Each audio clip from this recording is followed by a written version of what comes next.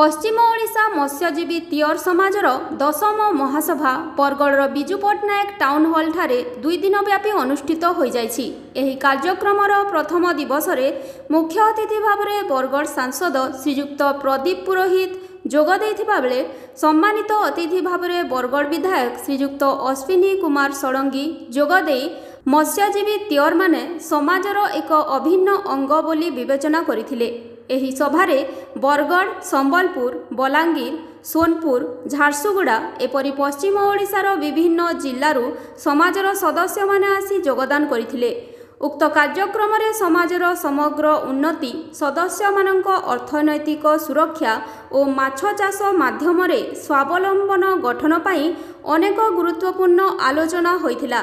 एथिपाई शिक्षा, स्वास्थ्य, रोजगार सृष्टि और सरकारी सहयोग संबंधी मुद्दागुड़ी को उठाई चर्चा करा जाइथिला। तेबे महासभार सभापति छत्रपति बेहेरांक सभापतित्व द्वितीय दिन में नूतन कर्मकर्ता चयन प्रक्रिया होइथिबा बेले नूतन महासभा सभापति भावे बरगढ़ श्री नित्यानंद बेहेरा मनोनीत होइथिले। मुई बरगढ़ निवासी आमर 10म महासभार सभापति पद मत नियुक्त कर आगर भी सभापति पद 5 वर्ष निपटे। आमर महासभा बहुत सुंदर है। आमर कार्यकर्ता बरगढ़ समस्ते पूरा ओतप्रोत भाव जड़ित है। बहुत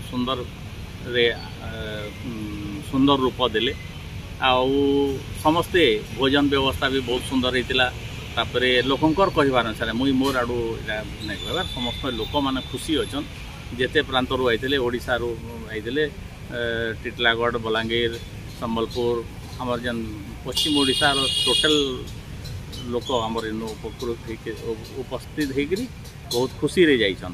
आउ प्रथम दिन रे आमर अश्विनी षडंगी एमएलए से भी आसिक उद्बोधन देते आम जाति के उद्बोधन देवार संगे संगे से 5 लाख टंका तर आगरू देते। बर्तमान से कार्य आरंभ करबे दीपावली पर तार भी आउ जहाँ लगवा बोली देवीन।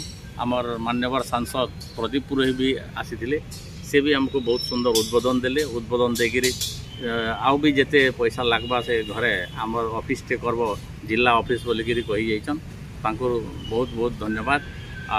आमर जेतकी कार्यकर्ता भी बरगढ़ ओतप्रोत भाव जड़ित जितकी निखुण काम करीछन आमर महासभा लई बोधे आमर लाइव रे एंता महासभाटे नहीं हेते बोलिक समस्ते कहूछन। बिल्कुल से आमर अलग अलग कमिटी करी दिया हैतला।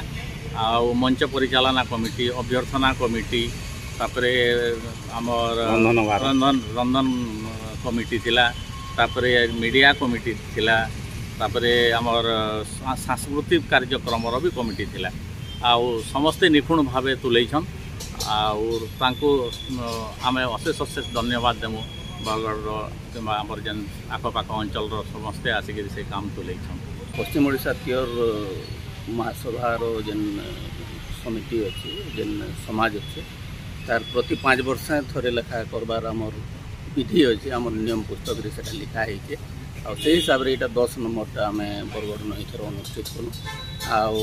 गला 11 तारिख रु 12 तारिख तक आम इटा आम टाउन हॉल बरगढ़ ठाने 2 दिन धरिक अनुष्ठान कलु। प्रथम दिन आम दिनचर्या हिसाब रे आम जदि हिसाब करमा पहला ठानु आमर समाजर इष्टदेवी माँ माहेश्वरी जेन अच्छी तांकर पूजन काम कराला। गोटे विधिबद्ध तरीका रे आमर संबलपुर समलई मंदिर जे पुजारी अच्छा एकनिष्ठ से ताकू डाकी करी सुंदर भाव गोटे पूजा अर्चना है। तार संगे मालश्री गायन आदि विधिबद्ध भाव है जेनता कि सबू माहौलटा घंट शंख ध्वनि आदि सबू संगे गोटे पारंपरिक से मालश्री गायन थी परिवेशटा गोटे बहुत गोटे ओडिशार कोण अनुकोणरू सबुआड़ू आमर इनके आसी समस्त को आह्वान करा जाइतिला। प्रथम दिन आमर पद्धति हिसाब रे आमर पहला सबू परिवेशन करागला। आमर 5 वर्ष भितर जहाँ आमर सांगठनिक काम कराई समाजर उन्नति लगी जहाँ किसी भी कराई आमर सेक्रेटरी रिपोर्ट प्रस्तुत रे फास्ट पेज रे आमर महासभार जे प्रेसिडेंट अच्छा सी आज्ञा तक स्वागत संभाषण प्रेषण कले। द्वितीय सेसन रे आमर सेक्रेटरी साहेब आमर 5 वर्ष हिसाब किताब सब प्रस्तुत करके रखिले। आमर 6017 टंका आरंभ होता बर्तमान से 7 लाख केते टंका रे पहुँची आर इथर खर्चा के बाद देला उतारू भी मोर हिसाब रे आउ 5 लाख पाखापाखि टंका आमर बैलेंस रहबा। आउ आजिकल जेनटा भी आम काम करबार के जिमा अर्थ सकल अनर्थर मूल बोलचे। तो अनर्थ जदि अर्थर अभाव रोचे कौन सी जिनिसर अग्रगति हो नहीं पारे से जिनिस के आम आखि आगे रखिक आमर जिते बड़े दरकार पड़ुचे पर्सनाल पॉकेट रू आम खर्चा पछे करूँ आर संघर पैसा के सुदृढ़ केन्दा करी हवा से चिंतार रहीक आम भल पांठे ये करूँ।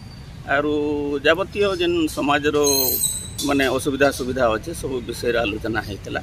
तारपर आमर राजनैतिक पर्सनालीटी मान को भी डका होता से आगे भी आम केन्दा कर समृद्ध हो पार्मा आमर उन्नति केन्दा कर हेबा से विषय सब आलोचना होता। आ धन्यवाद से आज्ञा मान को भी आमको बहुत माने हाँ एमएलए एमपी समस्ते आमको योगदान करी आमर उन्नति लगी ताकर द्वारा जहाँ संभव होगा से सब आगे चेष्टा करेंगे बोली तुरंत न्यूज अपडेट पाई आम चैनल को सब्सक्राइब करंतु एवं नोटिफिकेशन पाइबा पाई बेल बटन को दबांतु।